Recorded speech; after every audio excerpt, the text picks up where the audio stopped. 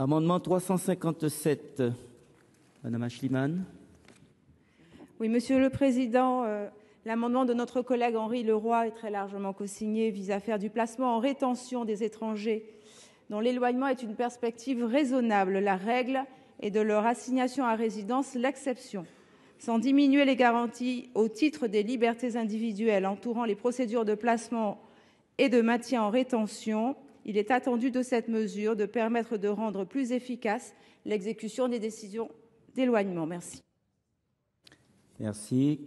Quel est l'avis de la commission ?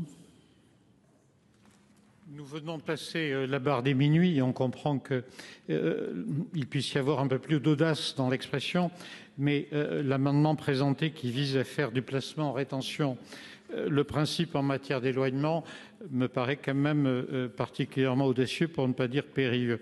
Et il sera bien entendu demandé un retrait ou un avis défavorable. Et si je revenais à un esprit un peu pratique, nous avons quand même entendu pendant une large partie de la soirée le ministre de l'Intérieur nous dire « laissez-moi concentrer sur mes cas les plus sérieux pour la société française, les places en CRA ». J'avoue que si on faisait de la rétention un principe, l'exercice deviendrait vraiment compliqué pour lui. Avis bien sûr défavorable.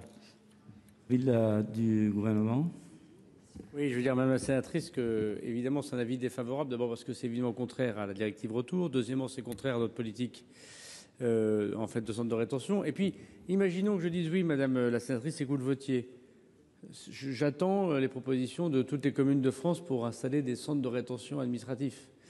J'ai écrit à beaucoup de monde. Je constate d'ailleurs, je le dis ici, qu'aucune ville Rassemblement National n'a accepté de proposer des terrains pour un centre de rétention administratif. Alors, je remercie beaucoup de maires, qu'ils soient de droite et de gauche, qui m'ont évidemment proposé des terrains, mais aucun maire du Rassemblement national. Donc, je conclus que finalement, les centres de rétention, c'est comme les prisons, il en faut beaucoup, mais pas chez soi. Merci. Madame Aeschlimann. C'était bien tenté, mais nous le retirons.